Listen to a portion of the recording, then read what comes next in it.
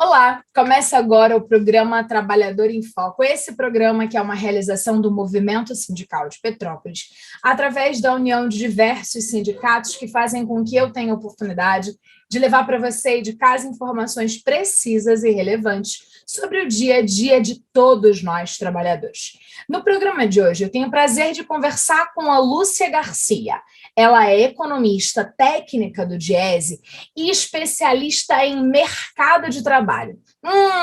Aquele termo que a gente ouve todas as horas, todos os momentos, e que a gente vive culpando, é o mercado de trabalho, é o mercado de trabalho. E aí a gente vai conversar sobre um material que o Diese falou, que é o seguinte, que 12,3 milhões de jovens não estudam e nem trabalham. E a gente precisa entender isso um pouquinho melhor, para a gente não chamar esses 12,3 de nem. Não é isso, Lúcia? Exatamente. Vamos colocar um pouco os pingos nos is, e é um prazer estar aqui contigo, Carla, né, conversando com o teu público e com os trabalhadores e trabalhadoras aqui que nos acompanham. Maravilha. Vamos começar pelo básico, que eu queria que você explicasse para a gente esse termo. Todo mundo fala mercado de trabalho, mercado de trabalho. Quando a gente está falando isso, do que de fato a gente está querendo falar? Na verdade, o mercado de trabalho é uma estratégia. Ele não é um lugar, ele não é um espectro que nos rodeia, mas ele é uma estratégia que o capitalismo tem de buscar, não é, recrutando força de trabalho e depois selecionando a força de trabalho. Então, esse recrutamento que o capital faz, ele faz para que a força viva, a nossa inteligência, a nossa força muscular, a nossa criatividade, mobilize aquilo que o nosso empregador, o capitalista, tem cristalizado, não é, uma riqueza cristalizada, e essa riqueza cristalizada vai estar na forma de uma fazenda, de uma loja, de uma fábrica ou de uma plataforma digital, mas que precisa essencialmente da nossa capacidade mental, da nossa criatividade, das nossas potencialidades para que isso gere riqueza nova. Então, mercado de trabalho é essencialmente uma estratégia. E o problema é que essa estratégia, ela se consolida há pouco tempo. O mercado de trabalho, gente, existe desde 1834. Portanto, do ponto de vista histórico, Carla, é ali atrás. Então, nós temos pouco tempo de mercado de trabalho na nossa sociedade, mas ele se inculca, ele se estabelece como algo, como uma instituição que não pode ser destruída, que não pode ser questionada. Por quê? Porque nós temos uma série de instituições que reforçam a existência do mercado de trabalho permanentemente. E muitas vezes nós mesmos, trabalhadores organizados em sindicatos, sequer pensamos, não é? Questionamos de maneira crítica o que vem a ser o mercado de trabalho.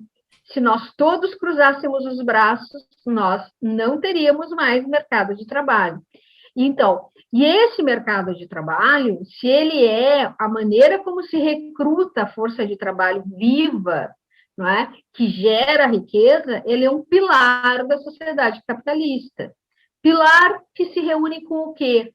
Com outro fundamento, que é o fundamento da propriedade privada dos meios de produção. Então, você tem uma sociedade que contratualmente estabelece quem é proprietário, e seguido disso você tem uma institucionalidade toda, que começa desde a pré-escola, desde a cultura da gente a reafirmar que nós devemos estar disponíveis para o mercado de trabalho.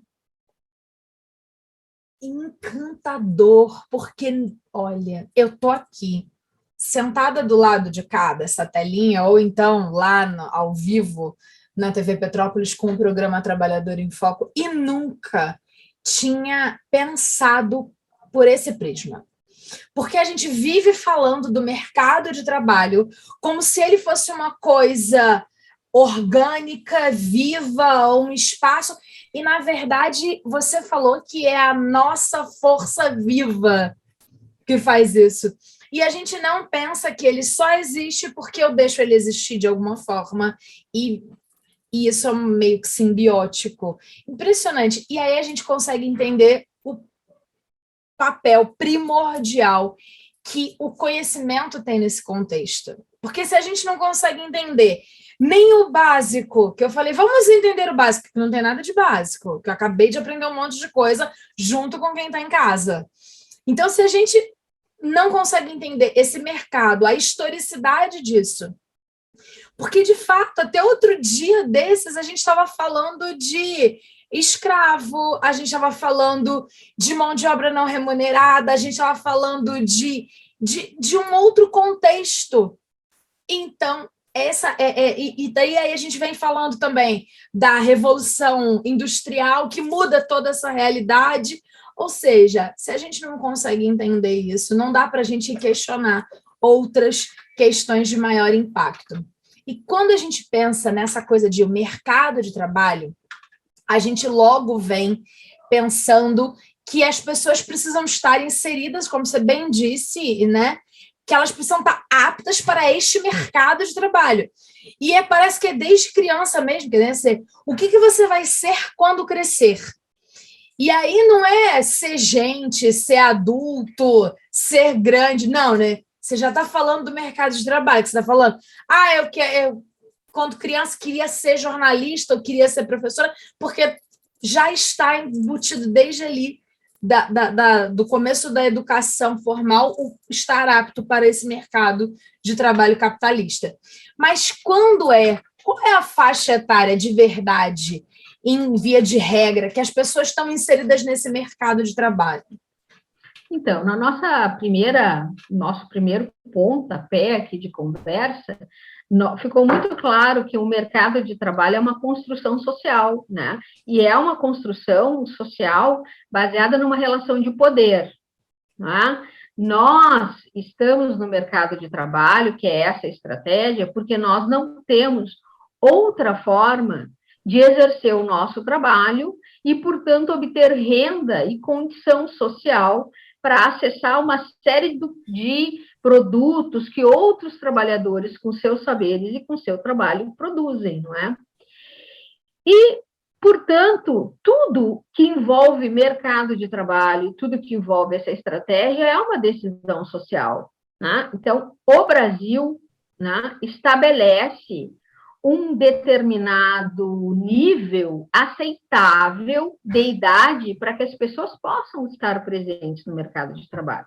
Algumas outras nações estabelecem de formas diferentes. Por exemplo, na Índia, uma criança estar no mercado de trabalho aos 7 anos de idade é aceitável, do ponto de vista da organização social daquele país.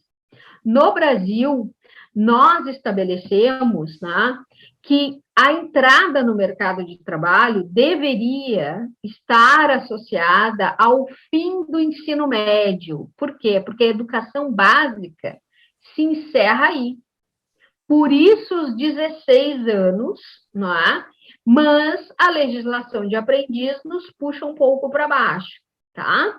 Então, a entrada no mercado de trabalho devia ser coincidente com o encerramento da educação básica, não é? Que seria o ensino médio encerrado. E por isso que a juventude no Brasil é estabelecida a partir de um código etário. Ela começa aos 16 anos e ela vai até os 29 anos. Né? Há um preceito constitucional no Brasil que estabelece esta longa faixa etária.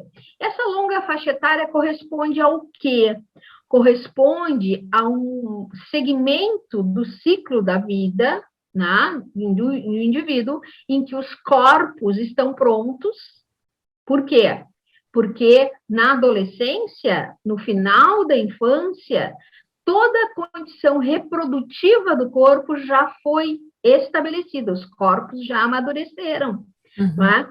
Mas que o jovem, a juventude inicia neste ponto e ela vai até o momento em que o jovem consegue desenvolver suas faculdades cognitivas e físicas plenas, a ponto de definir a sua inserção no mundo produtivo do trabalho, no mundo político como cidadão, não é? E sua autonomia, enfim, em que ele já está saindo da casa paterna, né?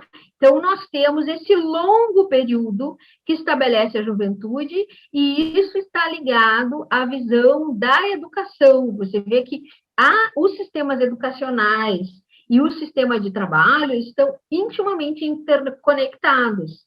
Por isso que nós falamos que a juventude, que é esta fase que vai dos 16 aos 29 anos, ela completa uma trajetória ou um itinerário de transição da escola para o trabalho. Né? E isso é muito consolidador, não é, desta ideia de que você tem um organismo pleno, uma cidadania plena e uma inserção produtiva plenamente, enfim, aprontada para o mundo adulto, né? Porque adulto é aquela pessoa que toma decisões, se responsabiliza por ela e participa da sua comunidade de igual para igual, né? Então, nós estamos falando disso quando estamos falando de juventude e mundo do trabalho. Perfeito. E aí, quando a gente está falando que jovens no Brasil, né, que foi o início desse nosso papo lá, o tema inicial que nos trouxe aqui para falar desses 2,3 milhões de jovens que não estudam e não trabalham, a gente está falando desse recorte etário de 16 a 29 anos. Exatamente.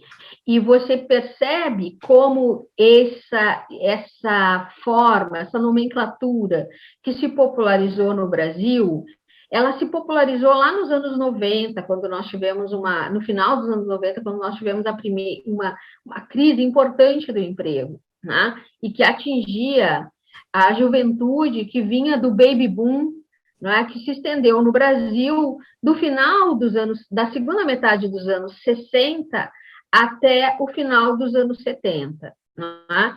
Então, essa forma, essa manifestação, ela é uma forma preconceituosa e ela é uma forma que ela não encontra mais lugar hoje. Por quê? Porque os itinerários das juventudes são muito diversos. Por exemplo, as meninas que se tornaram mães e que não estão na escola e não estão no mundo do trabalho remunerado, porque estão dedicadas a cuidados, a fazeres domésticos, elas estão contabilizadas como neném. E, na verdade, elas estão prestando um enorme serviço para a sociedade, produzindo os trabalhadores do futuro, né? Um outro tema bastante importante, ou uma outra categoria que não está contabilizada aí, são todos os jovens que estão dedicados ao estudo e à preparação para prestar Enem e vestibular. Portanto, nós temos Carla, vamos falar a verdade, nós temos uma parcela grande da classe média, né, ou de alguns segmentos mais organizados dos trabalhadores, em que os filhos podem ter um ano de preparação para esses exames e que estão nesse grupo. Que entra nesse 12,3 milhões que a gente está discutindo aqui. Exatamente. Além disso, nós temos realmente jovens que é comum na juventude o ano sabático, não é? Os jovens não sabem que decisão tomar e muitas vezes se afastam dos estudos, se afastam do estudo formal, vão fazer algum tipo de iniciativa formativa, mas que não passa pelo diploma, não é? E que estão aí. Nós estamos falando também dos jovens que estão desestimulados, é bem verdade, mas essa parcela é uma parcela menor, não é? Então, nós temos uma multiplicidade de situações de jovens que não estão engajados tanto no mundo do trabalho, quanto no mundo acadêmico, mas que estão num processo de transição entre esses mundos, tá? E que longe de estarem, poderem ser considerados como um grupo homogêneo, tem inúmeras determinações, tá? E a gente precisa lembrar, né, da nossa juventude, né? Então, o que se faz entre 16 e 29 anos, né? O que é essa procura pelo lugar no mundo, né? A gente diz o seguinte, que embora toda a juventude busque emancipação, né, e liberdade, cada juventude vive num contexto social diferenciado. Portanto, cada juventude tem, né, um traço particular, singular. Eu diria que hoje a juventude tem um traço que é um traço da desesperança, não é? Porque ela percebe que as expectativas de ascensão social que outras juventudes puderam usufruir, elas não estão colocadas, essas perspectivas, para quem está hoje saindo do ensino médio, para quem está saindo da universidade e para os vários trabalhadores que estão experimentando a qualificação profissional, não é, prática.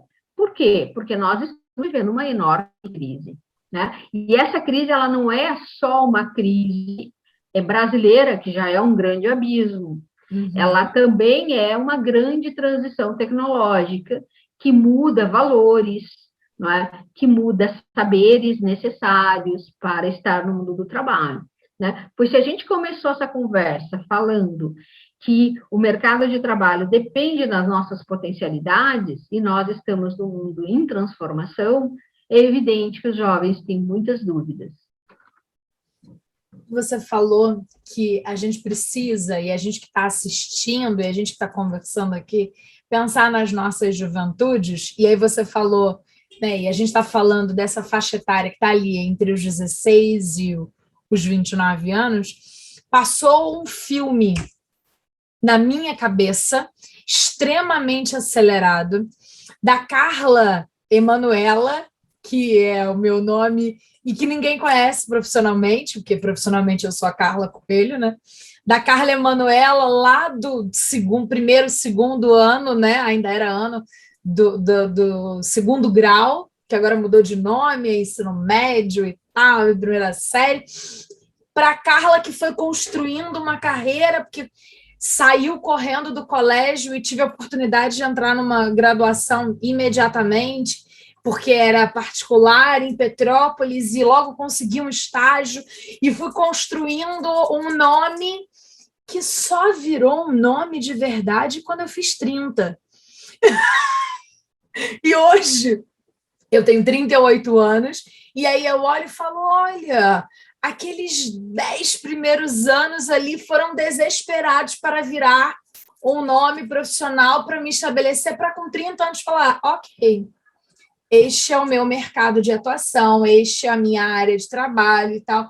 E todo esse pensamento que talvez eu nunca tivesse feito esse filme na cabeça para entender e para repensar esses jovens que hoje, realmente, acho que se eu fosse a Carla de 18 anos hoje, eu ia ter muito medo de ser jornalista, eu ia ter muito medo de que profissão escolher, porque realmente é uma mudança tecnológica muito rápida, né? E quando você mal consegue entender, né, o que é o Instagram, já veio o TikTok já ganhou não sei o quê, e tem um pouco dessa pressão sobre estar antenado em todas as coisas, e a sensação é que, a sensação não, mas é estatística, é comprovado, que as classes elas estão se afastando, né? O pobre está ficando mais pobre, o rico está ficando mais rico, e quem está ali no meio está no desespero para poder conseguir, para não cair para o lado do abaixo da linha da pobreza e tal, porque está difícil sustentar todas essas coisas. E aí... nós temos elementos estruturais e elementos conjunturais nessa discussão, né? Porque é evidente que um jovem residente num centro, né, urbano, não é, com apoio, né? Esse apoio é uma dotação, né? Ou seja, veio da poupança, veio do esforço dos pais nas gerações anteriores, né?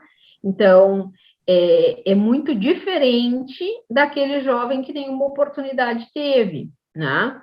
Então, nós temos, quando nós falamos de juventudes, nós estamos falando de jovens das classes mais bem posicionadas, não é?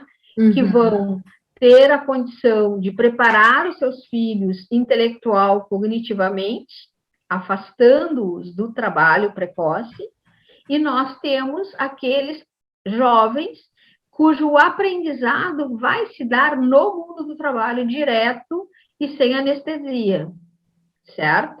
Então, nós estamos falando de uma reprodução intergeracional, não é, da desigualdade no Brasil. E isso não é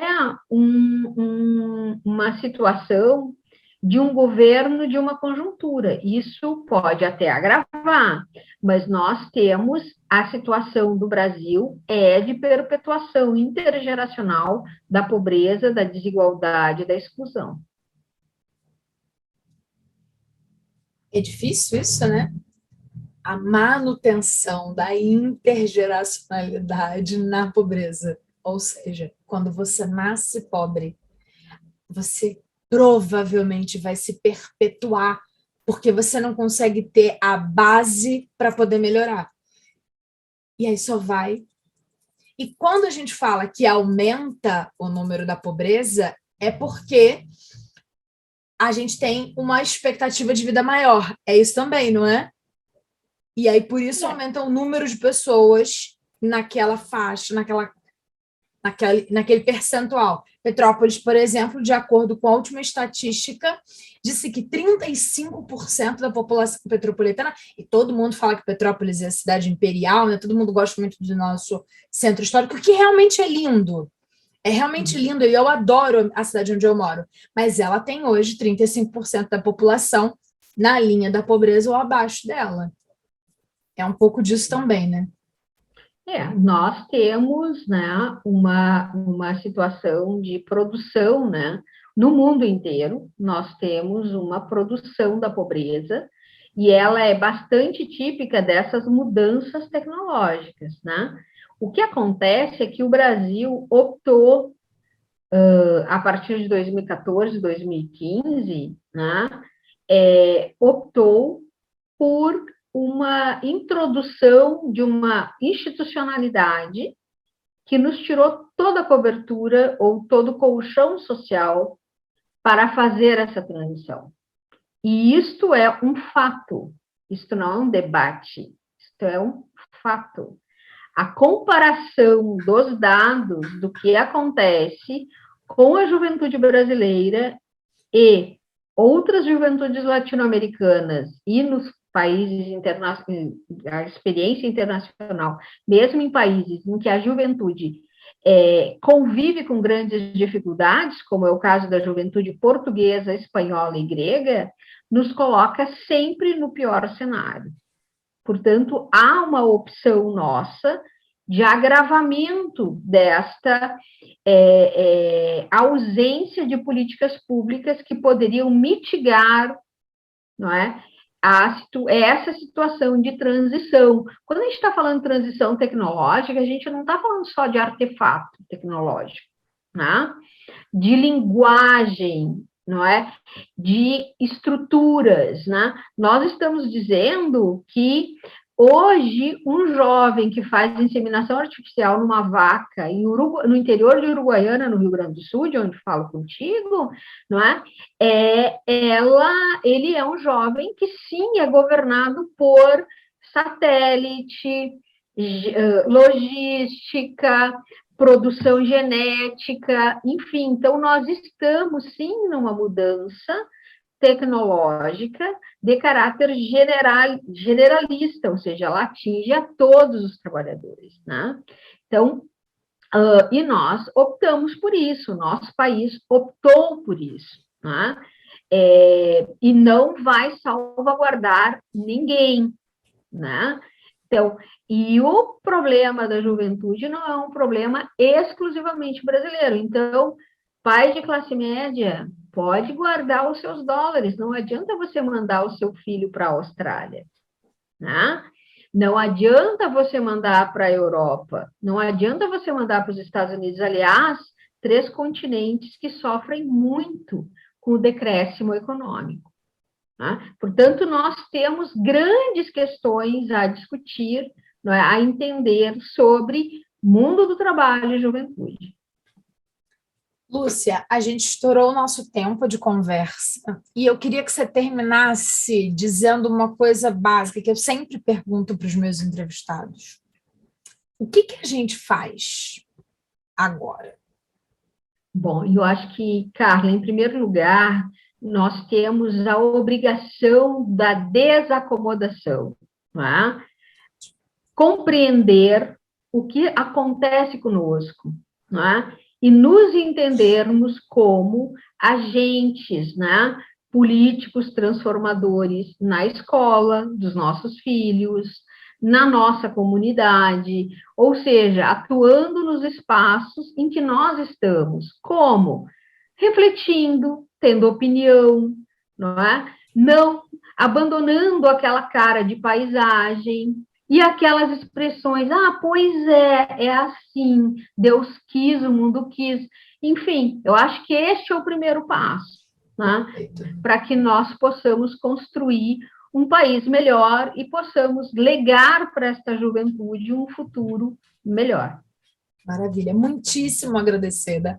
Acho que a gente vai ter que voltar para continuar a pauta que eu tinha produzido, para a gente entender se esses jovens todos têm espaço no mercado de trabalho, para onde eles vão, como é que é esse processo. Você aceita voltar para a gente continuar conversando? Claro, sim, e me desculpa por ser prolixa. Na verdade, esse é o processo, é a partir da boa fala, da transmissão de informação com qualidade, para a gente conseguir entender que a gente consegue mudar um passo de cada vez. Eu acredito, assim como você, que é a educação que transforma, é o entendimento que faz a gente parar e repensar a realidade. Foi um prazer conversar com você, até breve. Você aí de casa, espero que tenha entendido que nem é muito pouco. A gente precisa entender muito mais sobre essa realidade para conseguir mudar esta tal realidade. Fica com a TV Petrópolis e a gente volta em breve com um novo programa Trabalhador em Foco. Até lá, tchau, tchau.